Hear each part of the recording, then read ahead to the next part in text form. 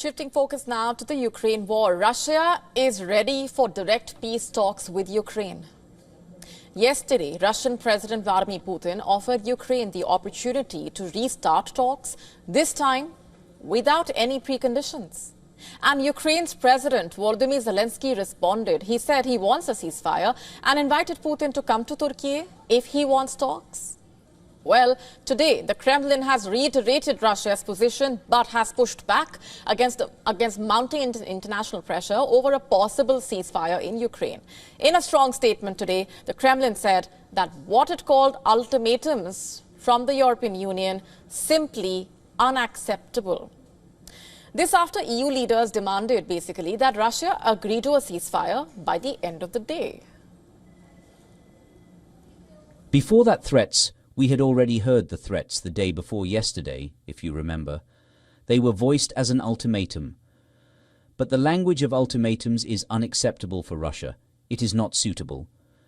You cannot talk this way with Russia.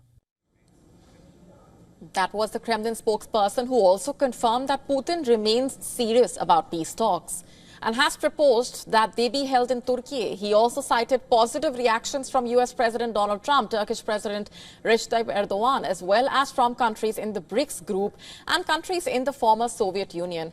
But before reporters could ask any more questions about the proposed talks, Peskov said, and I'm quoting here, "That's all I've said, everything I could about this story," quote unquote.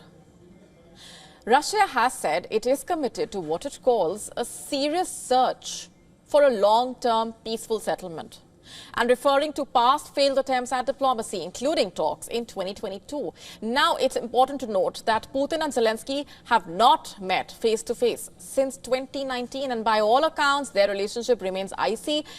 In fact, Putin's proposal for direct talks came just hours after major European powers warned of massive new sanctions unless the Kremlin agrees to a 30-day unconditional ceasefire.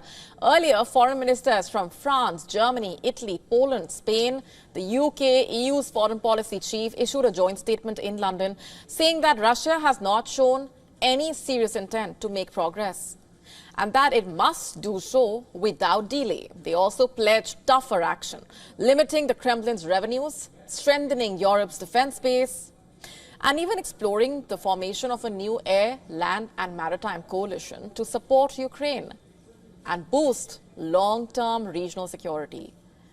So far, only Ukraine's Zelensky has said he would attend. Putin has not yet confirmed if he will be showing up.